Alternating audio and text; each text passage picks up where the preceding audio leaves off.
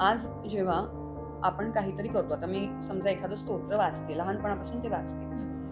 जेव्हा त्या लहरी त्या स्तोत्रातनं सुरू होतात, तेव्हा एक वलय आपल्या बाजूला तयार होतो ऑटोमॅटिकली. ते तुला दिसत नाही. नेकेड आईजने आपल्याला परमिशन दिलेलीच नाही.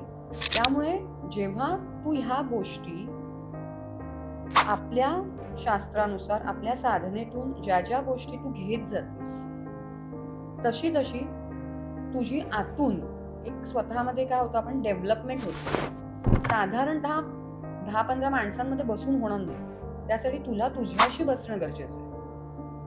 ऑराचा जेव्हा विषय काढतेस ना, म्हणजे जेव्हा दुसऱ्याला एखाद्याला भेटून मला खूप चांगलं वाटतं, एखाद्याला भेटून मला खूप डाऊन वाटतं. कारण त्याचे विचार हे त्याच्या स्पंदनातनं पहिले पोचतात, तो माणूस पोचायच्या पहिले.